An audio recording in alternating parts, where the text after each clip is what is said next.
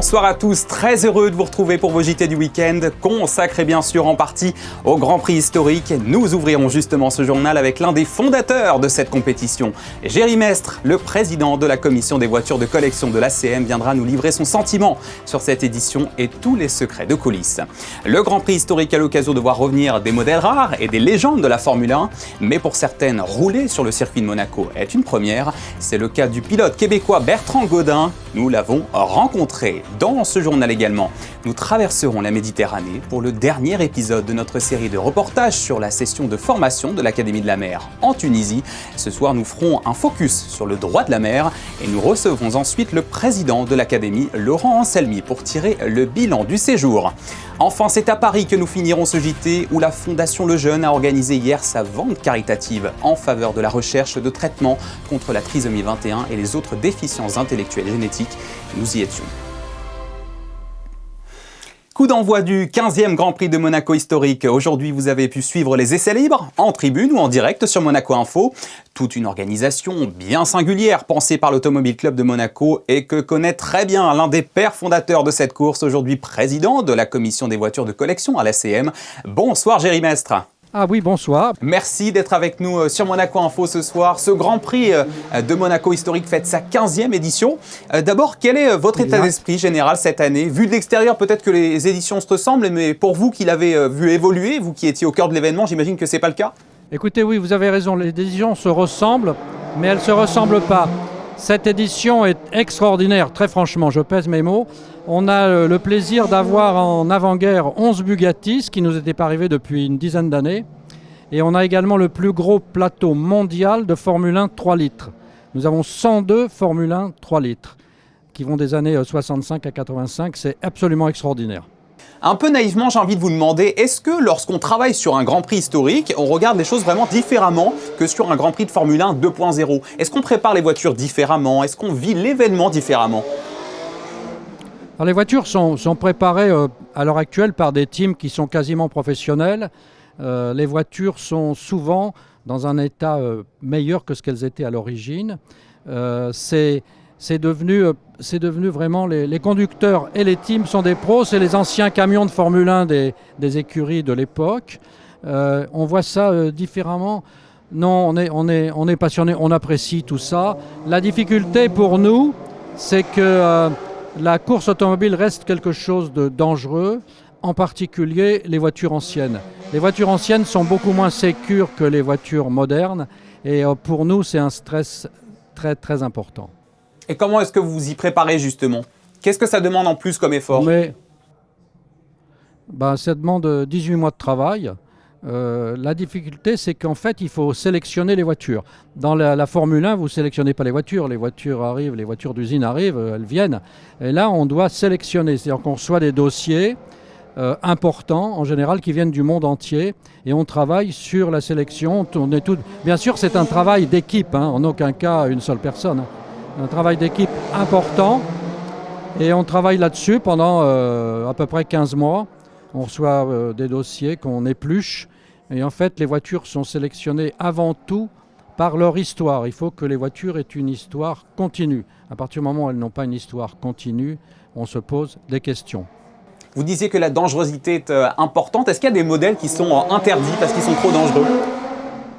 Écoutez, c'est très très simple. Les Grands Prix des années 50, 60, 70, il y avait malheureusement souvent des accidents mortels. Et Dieu merci, aujourd'hui, il n'y en a quasiment plus en Formule 1 actuelle. Et dans les voitures anciennes, moins, parce que les circuits sont beaucoup plus sécurs. La difficulté de Monaco, bien sûr, c'est quand vous sortez, c'est les rails ou les rails. Et donc le circuit de Monaco est un circuit compliqué pour les pilotes. Vous êtes tout le temps en apnée, il n'y a quasiment pas de ligne droite, donc ils ont beaucoup de mérite. Pour les amateurs, ceux qui ne s'y connaissent pas trop, où elles sont ces voitures le reste du temps? Et elles appartiennent à qui d'ailleurs? Les voitures appartiennent souvent à des collectionneurs, des collections plus ou moins importantes. Et les voitures courent énormément. Les voitures continuent à courir en dehors de Monaco, petit circuit, grand circuit. C'est des voitures. C'est pas quand les voitures arrivent à Monaco, c'est pas leur première course de l'année. Ils se sont déjà entraînés physiquement, ils se sont déjà entraînés en faisant des courses qui peuvent être des courses de formules différentes. Mais en tout cas, les pilotes arrivent ici avec un background important. Ils sont à bloc ici. La difficulté, en fait, quand vous mettez un pilote dans une voiture, pour lui, c'est le championnat du monde. Ils sont là pour gagner, rien d'autre. Et donc, on leur dit bien sûr d'être prudents, de respecter les règles et tout, mais je peux vous dire que la seule envie qu'ils ont, c'est de gagner. Et alors le Grand Prix de Monaco historique est sans conteste le plus populaire. Les paddocks sont ouverts au public, il y a du partage, de l'échange avec les professionnels et les légendes de la F1. C'est important pour vous de garder cet esprit propre à l'historique? Ah oui, c'est super important. Comment voulez-vous aujourd'hui aller dans des stands de Formule 1? C'est impossible. Aujourd'hui, vous approchez les voitures, vous les touchez, vous parlez aux pilotes, vous voyez la tête des pilotes avant. C'est populaire. C'est populaire et en plus, les voitures sont toutes différentes, ce qui n'est pas le cas aujourd'hui. Et alors, quelle sera la suite du programme ce week-end et ses nouveautés aussi? Alors là, aujourd'hui, il n'y a que des essais libres. Et puis demain, il y a les essais chronométrés et dimanche, les courses. Donc là, ils sont en train de tester les pneus, ils sont en train de tester les réglages. En fait, c'est des semi-pros. Le programme de demain, donc, c'est des essais chronométrés. Donc c'est là, les places sur la grille à Monaco sont très très importantes. Donc il est évident que quand vous partez en tête, c'est une bonne chose, c'est un plus. Mais l'avantage des voitures anciennes, c'est qu'elles sont beaucoup moins grosses que les voitures modernes. Et donc, à Monaco, on peut se doubler. On peut se doubler parce que les voitures sont plus petites et on peut se doubler parce qu'il y a des voitures de performance différentes qui sont sur la piste dans les courses. Voilà, donc le programme promet d'être riche et très satisfaisant pour la suite. Ah oui, là, vraiment, ça va... D'ailleurs, dimanche, on est obligé de commencer très tôt. Les courses commencent à 8h du matin pour avoir le temps de faire toutes les courses. Et ces courses seront donc à suivre en direct également sur Monaco Info. Géry Mestre, merci beaucoup d'avoir été avec nous ce soir sur Monaco Info et l'on vous souhaite un très bon week-end de course. C'est moi qui vous remercie. Au cœur du Grand Prix historique, les moteurs du passé refont surface et leurs pilotes aussi. Parmi les légendes présentes à Monaco ce week-end, il y a par exemple le Québécois Bertrand Gaudin. Pour lui, c'est une première sur ce tracé mythique. C'est le portrait de ce JT. Il est signé Vanessa Dessy et Jean-Alexandre Dordet. Pour Bertrand Gaudin, la passion ne s'est jamais limitée aux résultats. Du karting au circuit mythique, même loin des podiums, le pilote reste animé par le goût de la vitesse, le défi technique et l'apprentissage constant. J'ai commencé en 1986. J'ai acheté mon kart en cachette parce que mon père ne voulait pas. Finalement, quand il a vu le kart, il a dit « On va-tu l'essayer? » Et donc, j'ai fait quand même 6 années de karting. Et un copain à moi m'a dit « Ah, Bertrand, il faudrait que tu ailles en Europe parce qu'en Europe, il y a des écoles de pilotage où si tu gagnes un concours, tu gagnes le volant. » Je me suis inscrit, j'ai emprunté 8 000 $ pour aller faire le volant Elf et j'ai terminé second à quelques dixièmes. Donc, j'ai décidé d'aller faire le volant Maxoto et là, j'ai gagné. Je suis arrivé en France avec 1 000 francs dans mes poches et la France m'a accueilli à bras ouverts pour me permettre de vivre ma passion, de devenir pilote professionnel. Pour son premier Grand Prix historique à Monaco, Bertrand Gaudin découvre un autre tempo, celui d'un tracé mythique, étroit, chargé d'histoire, une immersion intense entre héritage et pilotage pur où la passion reprend toute sa place. La saveur, c'est l'histoire. 1929, un rêve d'Anthony Noguet qui décide de faire un circuit dans une ville, c'était complètement fou à l'époque. Il y a tellement d'histoires, oui, de pilotes, mais aussi de création, parce qu'en 1933, c'est ici que la pole position a été inventée. Avant, on tirait au hasard, et là, on s'est dit, ouais, ça vaudrait peut-être la peine de pouvoir innover et prendre les temps des essais pour créer la grille de départ. C'est la principauté, donc c'est magique. C'est le circuit comme tel, c'est un circuit extrêmement exigeant sur la précision. Donc, c'est un défi pour un pilote de pouvoir être ultra précis dans les rues de la ville où tout est amplifié. Au volant d'une Arose A1 de 1978, il retrouve l'essence brute de la Formule 1 d'époque. Châssis léger, mécanique sans assistance, aucune marge d'erreur. Une monoplace née à la fin des années 70 qui impose précision à chaque virage. C'est émouvant d'être dans la Arose A1B de Ricardo Patrese parce que c'est un pilote que j'admire énormément. En plus de ça, cette voiture-là a terminé 4e au pied du podium à Montréal en 78. Donc, je l'ai vu avec mes yeux de gamin. C'est le châssis numéro 3. C'est le même châssis. Et donc, c'est une grande fierté pour moi de piloter une Formule 1 à Monaco. C'est gigantesque. Une première expérience marquante pour le pilote québécois qui confirme son attachement intact à la course. En marge du Grand Prix historique, aujourd'hui avait lieu également le Cavallino Classique, une parade qui réunit l'élite des Ferrari de collection. Un véritable concours d'élégance, unique en principauté pour ces modèles rares et historiques. Et c'est dans le décor prestigieux du Yacht Club que ça se passe. Un rendez-vous où les passionnés de Ferrari ne risquent pas d'être déçus. Je vous propose d'écouter le directeur de l'événement, Luigi Orlandini, au micro de Vanessa Dessy pour tous les détails. Cavallino nasce nel 1992, è un concorso di eleganza dedicato solo alle Ferrari. Nasce a Palm Beach in Florida e l'obiettivo è aiutare a preservare l'eredità di Enzo Ferrari, di preservare questi bellissimi veicoli in condizioni originali e di buona conservazione. Ci sono ovviamente un concorso di eleganza, Cavallino usa delle regole molto particolari per cui c'è un sistema di punteggi per cui ogni macchina parte da 100 punti e per eventuali non conformità, irregolarità, cose che non funzionano vengono sottratti dei punti. Per cui ogni macchina che supera i 97 punti riceve quello che noi chiamiamo il Platinum Award e poi tra queste macchine premiate vengono scelte le migliori macchine per categorie e la migliore del concorso che è la classica Best of Show. Voilà pour ce chapitre sur le Grand Prix historique qui revient demain dès 8h15 en direct sur Monaco Info avec en point d'orgue le tour de circuit de son Altesse Sérénissime le Prince à suivre dès 12h20. Et juste après, ce sera donc l'hommage à la Scuderia Ferrari, victorieuse à 11 reprises en principauté avec 10 pilotes de légende. La parade des Ferrari que vous venez de voir à suivre dès 13h10 demain et dimanche dès 13h50. Le tout commenté bien sûr en direct par nos experts Frédéric Hélion et Franck Phillips. Dans le reste de l'actualité monégasque, suite et fin de notre série de reportages consacrée à la session de formation de l'Académie de la mer de Monaco en Tunisie. Elle a pris fin ce vendredi après 3 jours sur place. Nous en parlerons dans quelques instants avec le président de l'Académie, Laurent Anselmi, qui sera l'invité d'Émilie Rousseau. Mais avant cela, nous vous proposons ce soir un éclairage sur le droit de la mer, un cadre juridique ô combien important qui s'est imposé comme une contrainte et une nécessité. Les explications d'Émilie Rousseau et Julien Logier. Ils jouent un rôle essentiel à la vie sur Terre. Les mers et les océans représentent plus de 70% de notre planète. Ce n'est qu'au milieu du XXe siècle que de nombreux États ont reconnu la nécessité de définir un cadre juridique délimitant ce qui relève de la souveraineté et ce qui relève de la haute mer. Après de longues négociations, la Convention de Montego Bay sur le droit de la mer est adoptée en 1982 et ce n'est que très récemment que l'accord BBNJ est entré en vigueur. Preuve que le droit de la mer est un domaine très complexe.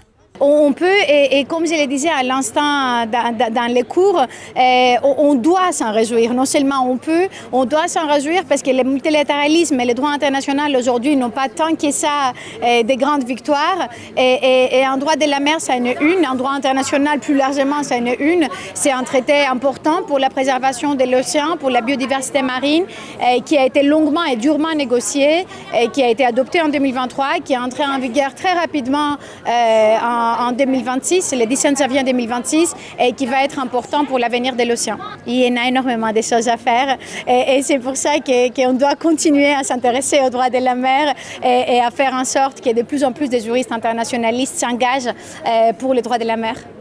Lors de la session de l'Académie de la mer de Monaco à Carthage, Niki Aloupi est longuement revenue sur le rôle de l'Autorité internationale des fonds marins dont elle est membre et qui œuvre activement pour réguler l'exploitation des mers et des océans, devenu un théâtre de bataille diplomatique.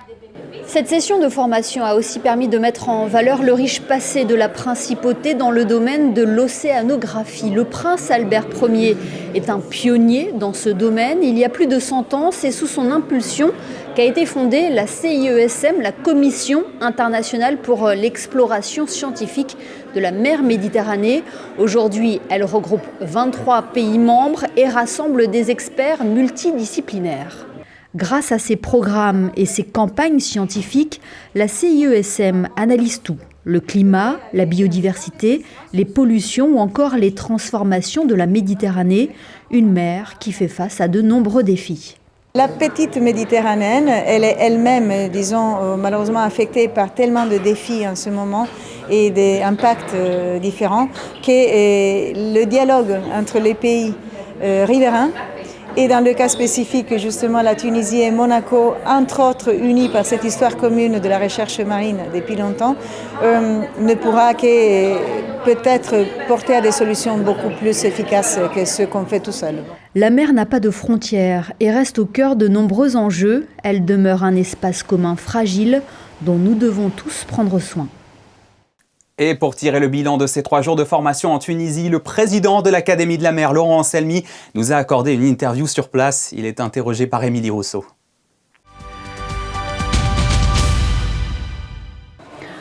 Bonsoir Laurent Anselmi. Bonsoir. Merci d'être avec nous pour revenir sur cette session de formation de l'Académie de la mer ici à l'IHEC de Carthage. Après le Maroc, est-ce que l'on peut dire que cette session est une réussite ici en Tunisie? Je pense qu'on peut modestement le dire, puisqu'elle prolonge cette première tentative que nous avions faite au Maroc. Et je dirais que l'essai est transformé. Je suis assez satisfait du résultat et je pense que les auditrices, les auditeurs, mais aussi les enseignants qui ont participé le sont également, d'autant qu'ils viennent non seulement de cette grande école de commerce qui est IHEC, mais également de la faculté des sciences juridiques de Tunis et de l'Institut des technologies marines de Bizerte, donc nous sommes très contents. Est-ce que l'on peut revenir sur l'histoire de cette connexion entre l'Académie de la mer de Monaco et l'IHEC? Elle est assez particulière. Oui, alors les Arabes disent qu'il n'y a pas de hasard, donc je ne sais pas effectivement si c'est du hasard. Nous avons eu dans nos auditrices de la dernière session de l'été la fille de la directrice de l'IHEC, par le truchement de laquelle nous avons connu l'IHEC. Je m'y suis rendu au mois d'octobre dernier et j'ai rencontré un groupe d'étudiants avec lesquels j'ai beaucoup échangé avant même que de voir l'administration et les enseignants de l'IHEC, et j'ai été immédiatement séduit par leur engagement et notamment sur les thématiques du développement durable et de l'environnement. Vous l'avez dit, succès donc de cette session de formation. Est-ce que cela conforte le rôle et les ambitions de l'Académie de la mer de Monaco? Je pense que l'Académie de la mer de Monaco, c'est la feuille de route qui est la sienne et qui a été validée par notre prince souverain, c'est de faire, évidemment, de déployer des activités pédagogiques en principauté, mais aussi de porter une parole et d'aller vers ceux qui ne peuvent pas venir pour diverses raisons en principauté. Et donc, c'est vraiment dans notre ADN que de faire ça. Donc, nous avons fait ces deux premières formations en Afrique du Nord, mais nous avons aussi ambition d'aller dans d'autres lieux du globe, peut-être dans les Antilles, peut-être dans des îles de la Méditerranée, peut-être plus loin sur la Corne de l'Afrique, pour toujours développer cette activité, effectivement. Les atouts de ces formations, c'est vraiment ce collège pluridisciplinaire, la qualité des intervenants?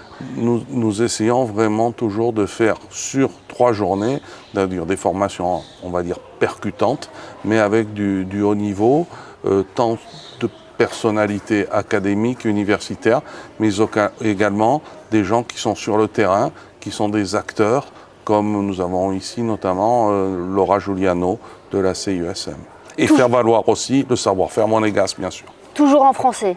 Tout en français. C'est ça qui est aussi qui fait la particularité de ces sessions. Oui, parce que le français, bon, d'abord, la principauté a été depuis l'origine dans les créateurs de ce qui est devenu l'Organisation internationale de la francophonie, mais attaché au français, à la langue française. C'est pas que des mots, mais aussi des valeurs, et notamment des valeurs, on va dire, de l'humanisme au sens le plus large du mot. Alors, nous sommes aujourd'hui en Tunisie, on n'en oublie pas pour autant les sessions d'été qui, elles, se déroulent à Monaco sur une quinzaine de jours. Voilà, alors ça c'est quasiment la seule chose que nous faisons pour le moment à Monaco, c'est la plateforme visible de notre savoir-faire, dont nous allons avoir notre 3e session d'été, donc qui va consacrer la promotion Sainte Dévote, puisque chaque promotion a un nom, cette année c'est le nom d'une femme. Donc oui, avec des nouveautés aussi dans la structure d'enseignement, puisque cette année aussi, les auditrices et auditeurs vont participer en restituant un travail collectif qu'ils auront fait durant la quinzaine sur le thème de mer et énergie que nous avons exploré l'an dernier au travers de notre colloque.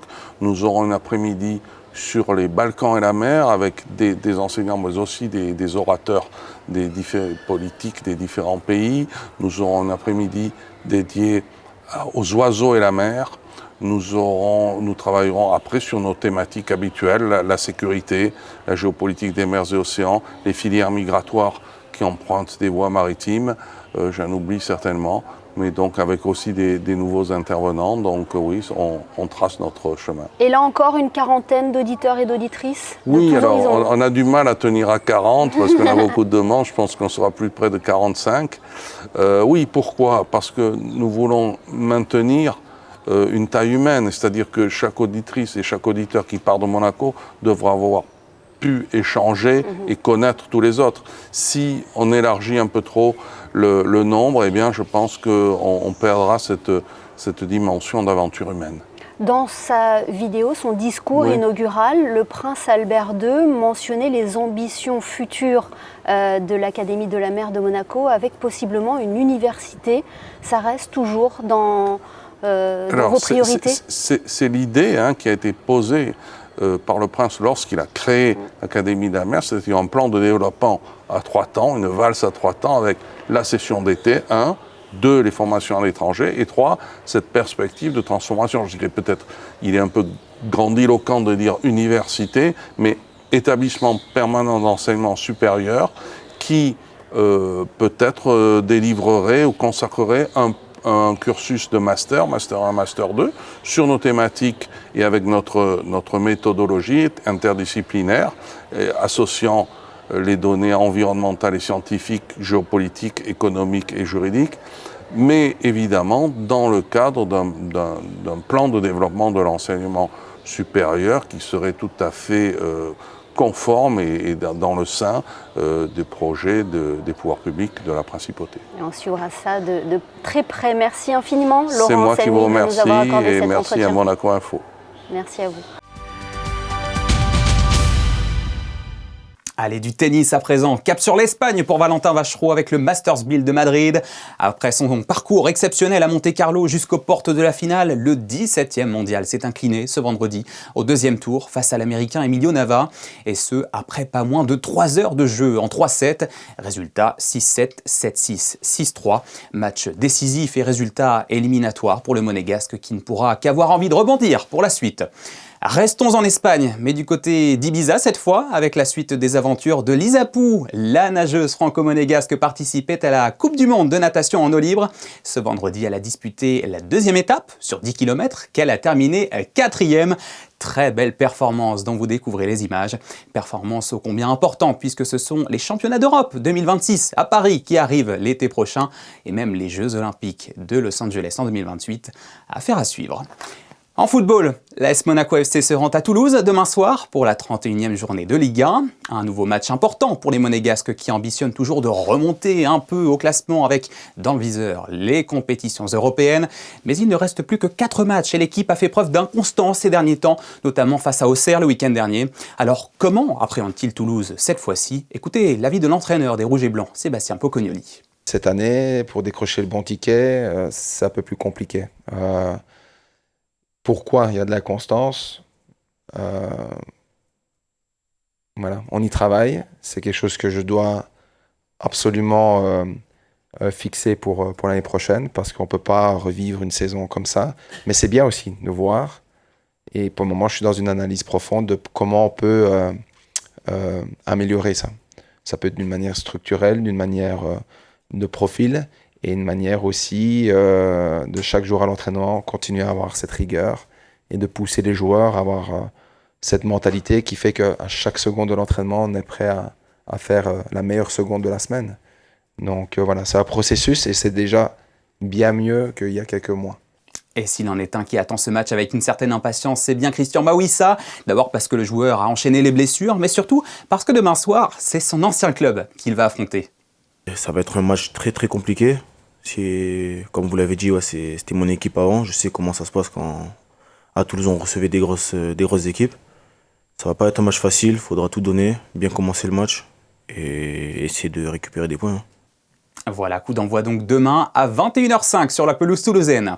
Et puis en basket, c'est la déclaration du jour. Dans une interview accordée au journal L'Équipe, Mike James assure qu'il va quitter Monaco l'été prochain et précise « Je ne pense qu'à finir la saison ». Le meneur répondait à une question sur une possible prolongation de contrat jusqu'à 2027, option qu'il a donc exclue. Des nouvelles de Maxime Nocher. C'était jour de qualification pour la Team Monaco à l'E1 Series, la grande course de bateau 100% électrique qui se déroule actuellement au lac de Côme, en Italie. Sous les couleurs de Monaco, le pilote et sa coéquipière Robin Duncan ont fini 3e. Cela leur donne un avantage pour demain, puisqu'ils se retrouveront tous les deux en 3e position sur la ligne de départ en finale. Maxime Nocher est revenu sur cette journée, je vous propose de l'écouter. Ça a été une très longue journée pour nous. On a commencé en Q1 et les 2 derniers bateaux étaient éliminés. On était le dernier bateau en moment. On est passé juste à la 8e place. On n'a pas réussi à trouver de bons tours. On a 2 tours chacun à faire et on n'a juste pas trouvé la performance. En Q2, ça s'est vraiment mieux passé pour Robin. Elle a fait un super tour. Q3, j'y étais en disant c'est bien où on est déjà, mais au final ça s'est super bien passé aussi, j'ai fait mon meilleur temps. Et Q4, on termine 3e, du coup un podium pré-event pour demain, c'est chouette. Du coup demain c'est la course et il faut pousser. Ça va être une longue journée, on va avoir un bon débrief ce soir avec les ingénieurs pour essayer de comprendre qu'est-ce qu'on a fait comme erreur et qu'est-ce qu'on peut mieux faire. Mais en général, c'était vraiment positif, une bonne journée. Voilà, et nous reviendrons sur la finale dans notre édition de dimanche. Prenons maintenant la direction de Paris. Nous en avions parlé en début de semaine. La vente caritative au profit de la Fondation Jérôme Lejeune s'est déroulée hier au cœur de l'hôtel Drouot. Placée sous le parrainage du champion du monde de rallye, Harry Vatanen, la vente a également bénéficié du soutien de nombreux donateurs monégasques. Le reportage de nos correspondants sur place, Justin Adel et Jérémy Henry.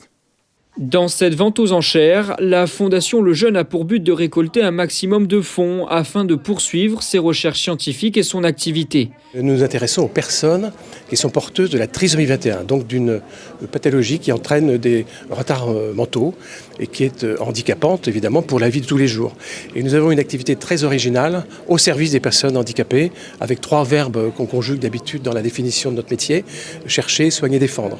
Une activité typiquement médicale, avec une très grosse consultation qui est assurée par l'Institut Jérôme Lejeune, entièrement médicalisée, et qui sert à anticiper, voir, prévoir, déjouer tout ce qui peut arriver dans la vie d'une personne porteuse de la trisomie 21, mais que ce soit depuis le début de la vie jusqu'à la fin de la vie. Ici, tous les lots sont des dons, parfois anonymes, parfois de personnalités publiques, et dans ce cas précis, Monaco a su s'illustrer de la meilleure des manières. Nous sommes extrêmement reconnaissants envers nos généreux donateurs monégasques et notamment son Altesse Sérénissime, le Prince Albert II de Monaco, qui a offert cette très belle montre Bulgari, modèle octochronographe, qui est un modèle qui date du début des années 2010 et nous pensons que ce sera un très beau succès aux enchères. Sont aussi offerts des places pour la finale du prochain Rolex Monte Carlo Masters, un séjour à l'hôtel de Paris et même des bouteilles de cognac Grande Champagne directement issues de la cave de ce même établissement.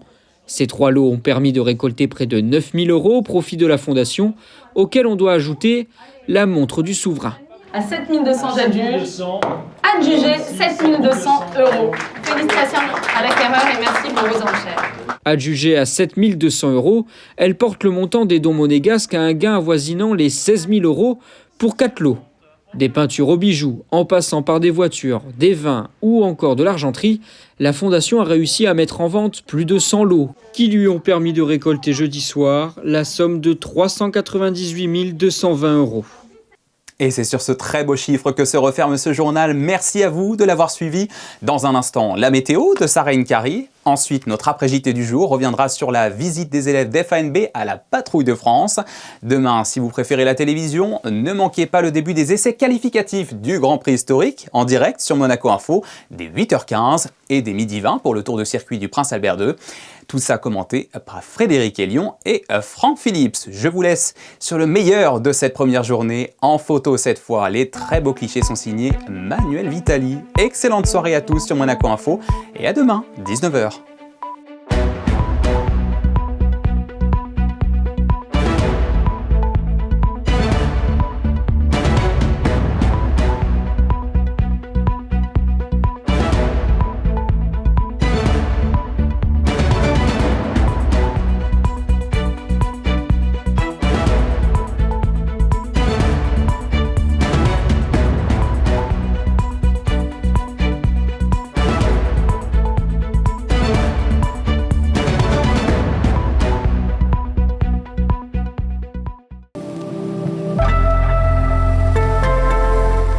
Bonsoir à toutes et à tous. Le premier Grand Prix monégasque de la saison aura lieu sous le soleil. Demain, la journée sera tout aussi lumineuse, même si les températures baisseront légèrement. Elles évolueront entre 11 et 19 degrés. Le ressenti, toutefois, sera plus frais le matin, sous l'effet du vent, et plus chaud l'après-midi. Un coup d'œil sur le calendrier avant de nous quitter. Nous fêterons ce samedi la Saint-Marc, l'un des 4 évangélistes. Passez une excellente soirée sur Monaco Info.